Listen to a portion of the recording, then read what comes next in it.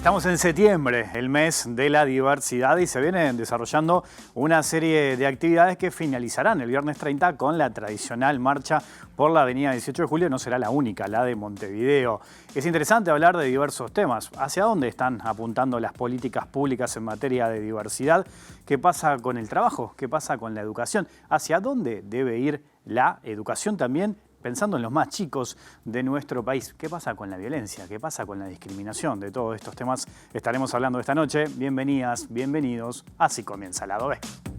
Muchas veces espero otra cosa de lo que somos y de cómo nos sentimos. Las miradas suelen ser espontáneas, pero no como quisiéramos y como deberían ser. Queremos vivir en una ciudad que nos respete. Por eso hemos luchado por nuestros derechos, generación tras generación. Hay muchas personas que ya nos apoyan y nos acompañan, pero queremos que cada vez sean más. Y aunque a veces sea más difícil que otras, tenemos la fuerza que precisamos para seguir construyendo nuestro camino.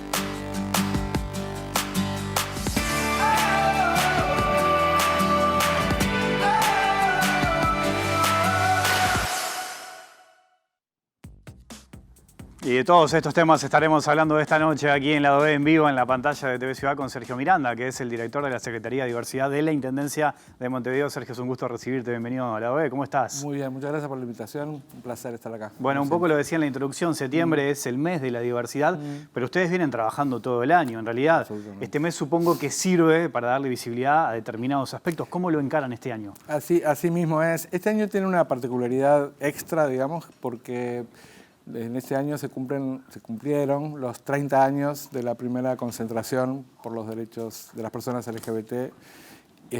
Bueno, eso le dio como un significado por el hecho en sí de los 30 años, donde un puñado de valientes, de 16 personas, se reunieron en la Plaza Cagancha, Plaza Libertad, en el 92, que bueno, a dar la cara y a salir con una pancarta que decía basta de discriminación.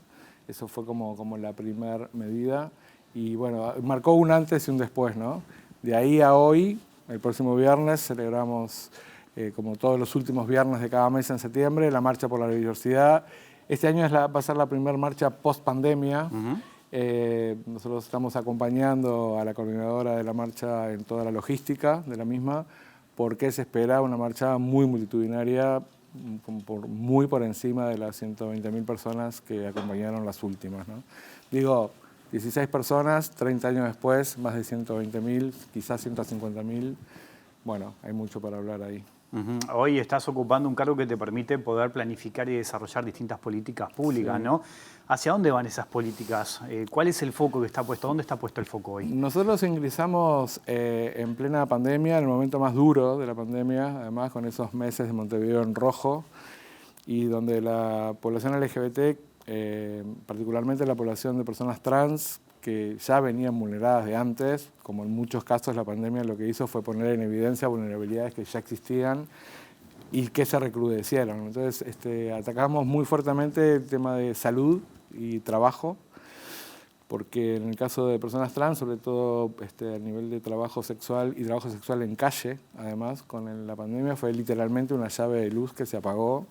Entonces salimos ahí a atender junto con el Plan ABC y en el marco del Plan ABC, digamos, dentro del contexto de la Ley Integral para Personas Trans, que dice que el 1% de los llamados deben ser personas trans, la Intendencia en un primer paso duplicó ese porcentaje al 2% y luego lo cuadruplicó pasándolo al 4%. Y en este año y medio, por el programa de oportunidad laboral del Plan ABC, han ingresado unas 200 personas trans.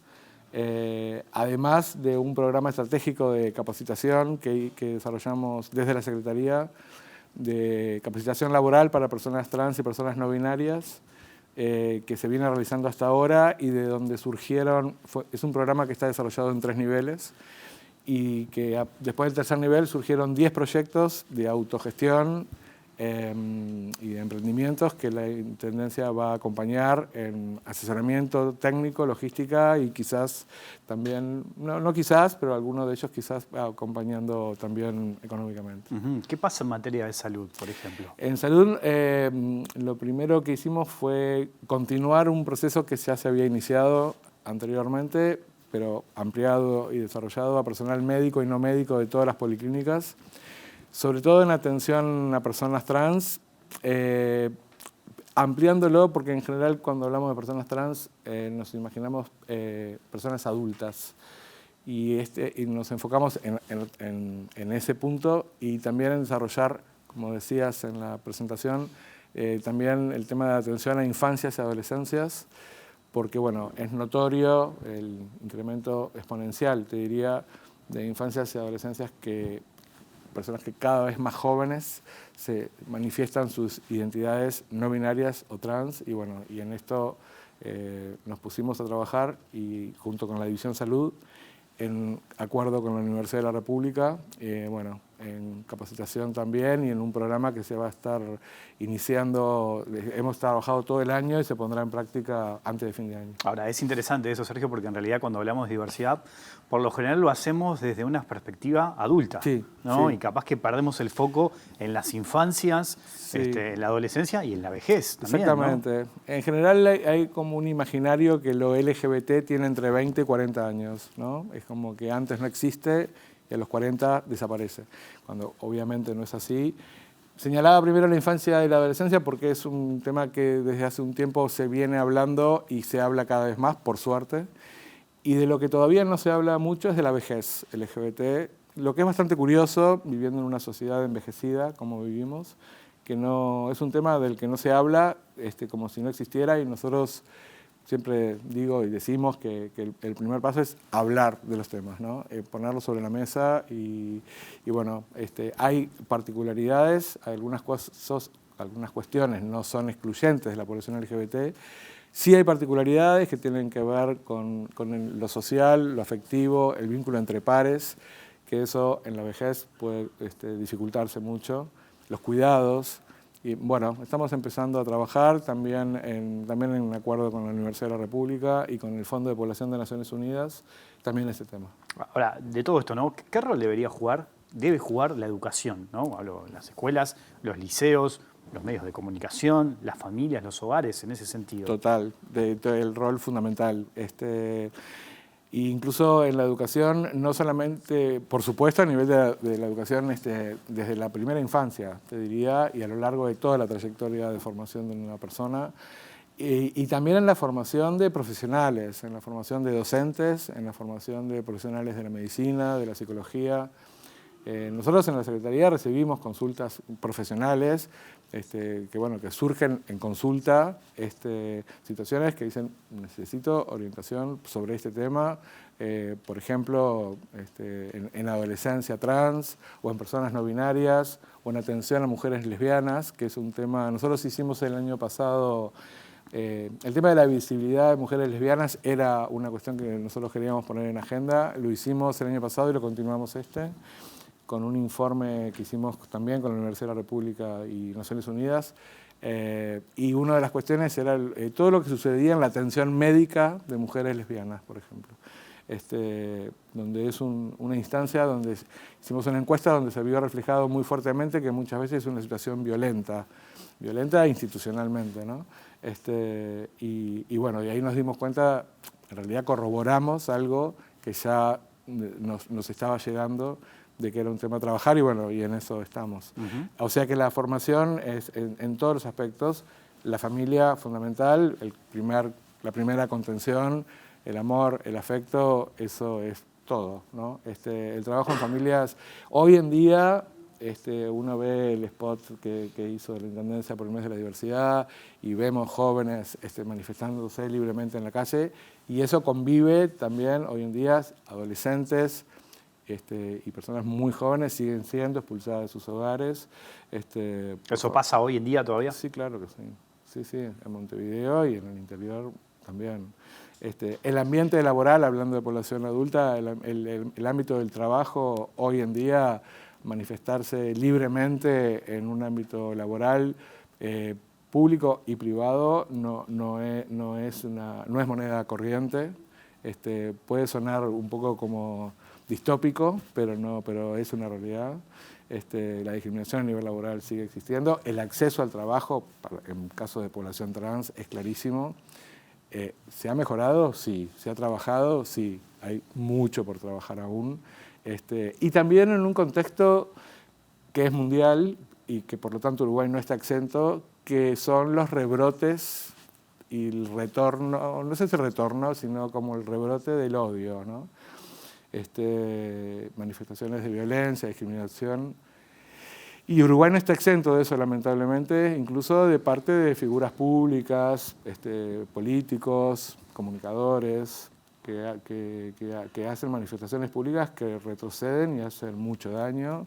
Y también desde lo privado. Ayer, en un conocido local céntrico de Montevideo, había una vidriera donde la decoración estaba dividida en celeste y rosa, promocionando lo que se llaman los baby shower, diciendo ¿es niño o es niña?, ¿no? Como recalcando y subrayando una cuestión binaria y una cuestión de que o sos varón o sos mujer, y así está dividido el mundo, y por suerte la vida es mucho más que eso. ¿En un comercio 18 de julio?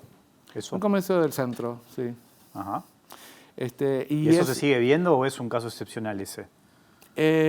Bueno, es habitual entrar a una juguetería y que la persona que te atienda es para nene o para nena, ¿no?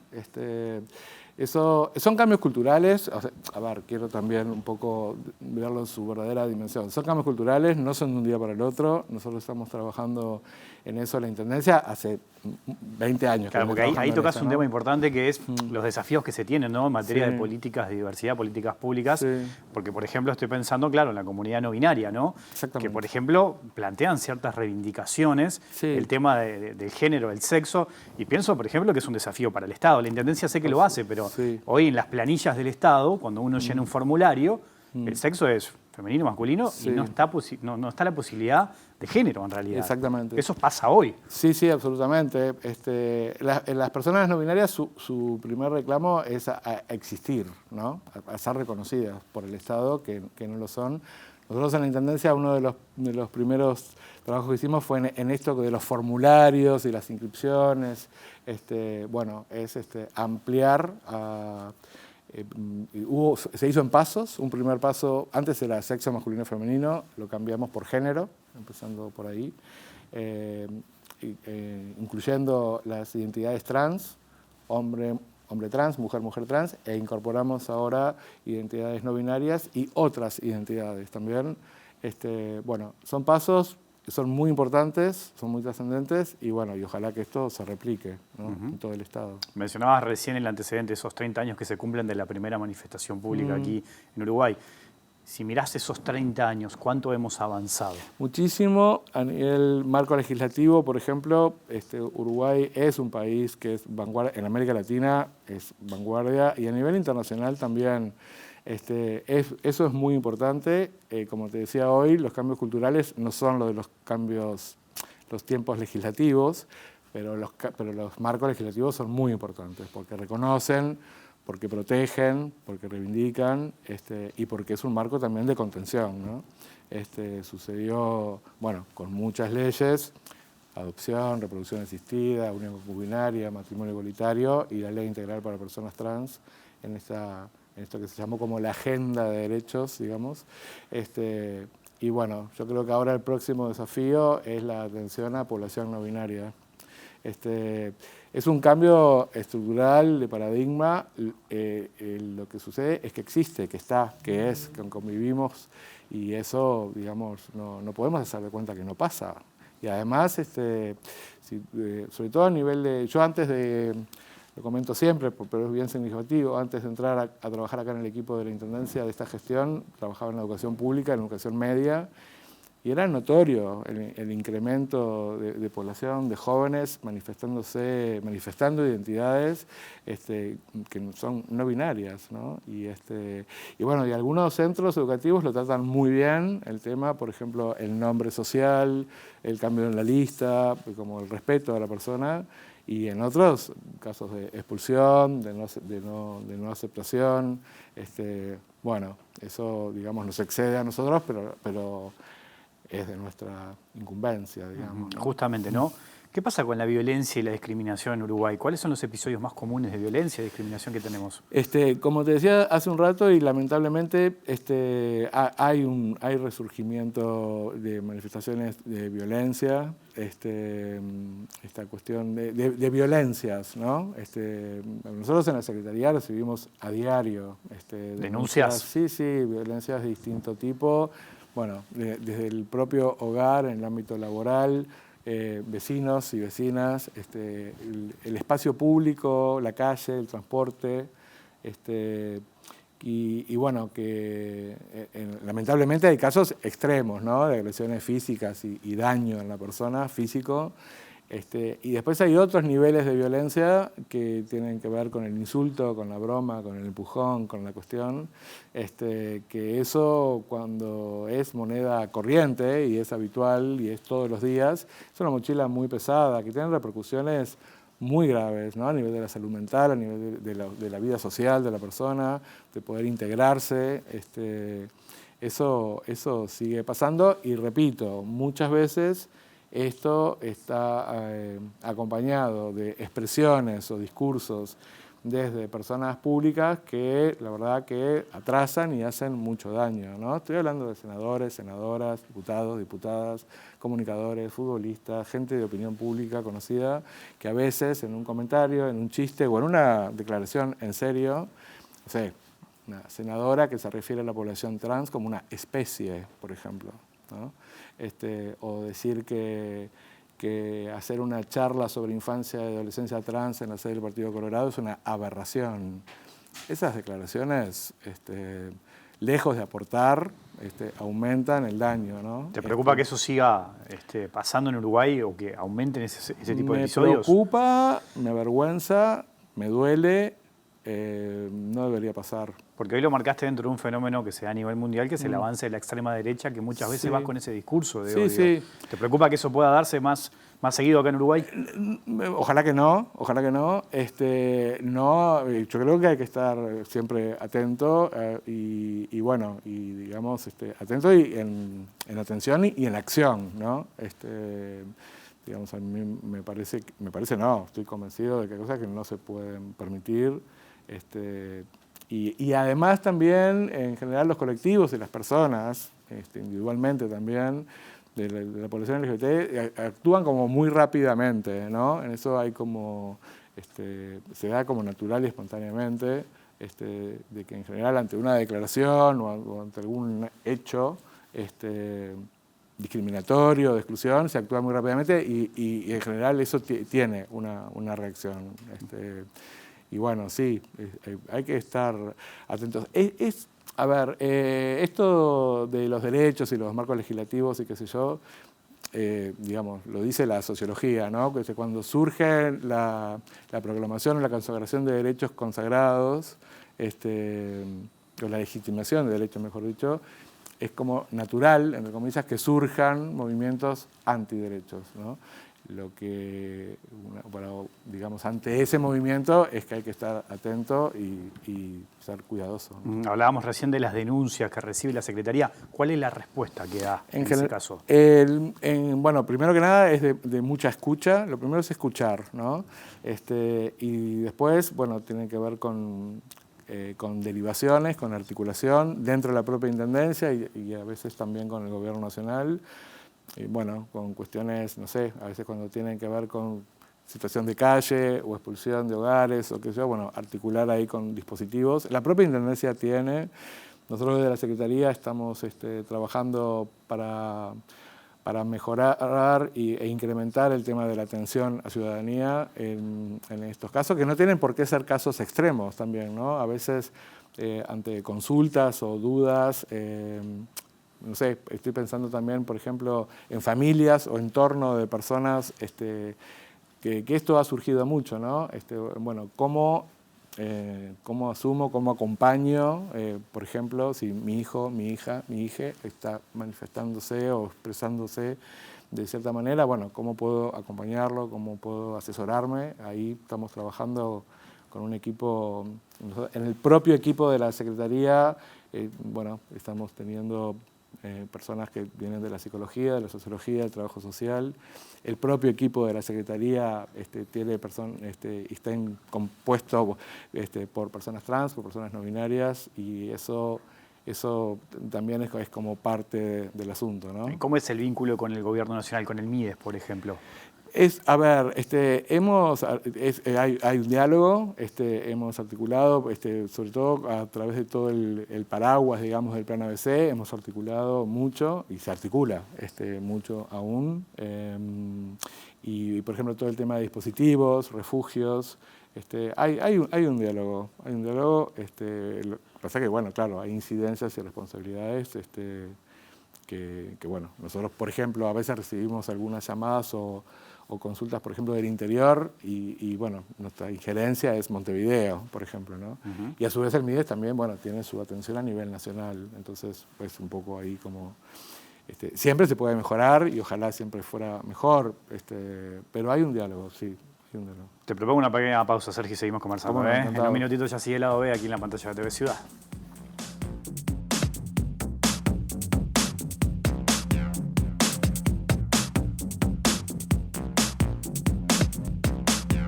Seguimos aquí en vivo, en la pantalla de TV Ciudad, conversando con Sergio Miranda, director de la Secretaría de Diversidad de la Intendencia de Montevideo. Recién hablábamos, Sergio, de todo lo que tiene este mes de septiembre, que tendrá la próxima semana la marcha, la tradicional marcha, que ustedes esperan una concurrencia quizás mucho más multitudinaria de los últimos años, teniendo en cuenta lo de la pandemia. Sí, es la primera después de la pandemia, y bueno, y también, bueno, son casi 2 años, ¿no? Ajá.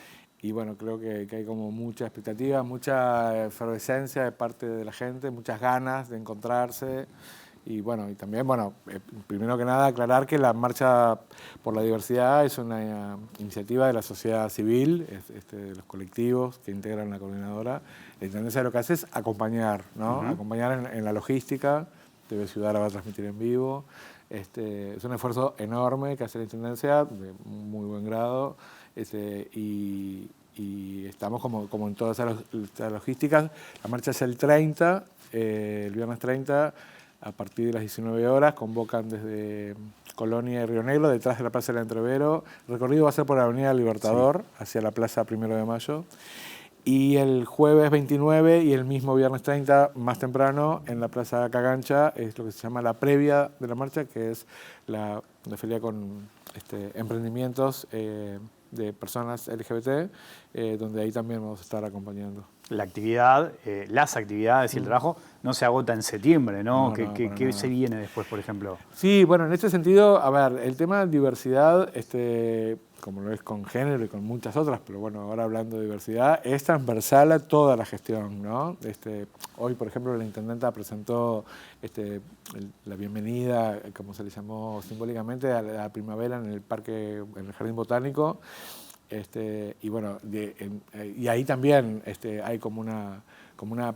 La idea es que en toda acción la perspectiva de la diversidad esté, ¿no? Y nombro el Jardín Botánico porque tiene que ver con esto de los espacios públicos que hablábamos hoy, y digamos para la Intendencia el tema del espacio público es una prioridad, y la perspectiva de la diversidad es bien importante. O sea, tener espacios públicos, plazas, parques, paseos, la Rambla, y también el transporte público, bueno, el espacio público en el sentido más amplio, que sean espacios seguros, libres de discriminación. Eso es un objetivo, es una línea de trabajo. Se está trabajando. No es casual que en el spot institucional de este año de diversidad esté presente el transporte público y el espacio público, porque bueno, en esa línea venimos trabajando. Y sí, claramente, repito, septiembre te da la visibilidad, la agenda es de todo el año. Nosotros un poco las líneas que te decía hoy de infancia y adolescencia y vejez son bien importantes. Continuar el trabajo con población de mujeres lesbianas. Hicimos una encuesta dirigida a población no binaria que en pocas semanas recibimos 800 respuestas. Todo eso está en etapa de procesamiento ahora de información. Esperamos no, antes de fin de año va a haber por lo menos un primer informe sobre esto. Y bueno, y después todo el eje de cultura, que para nosotros es muy importante. La cultura en su más amplio espectro, ¿no? No solamente el derecho al acceso a la cultura, sino también el generar espacios para la expresión cultural y artística de población LGBT. Eso lo iniciamos el año pasado, lo continuamos este año en septiembre con la Sinfónica Queer en el Solís y lo vamos a continuar.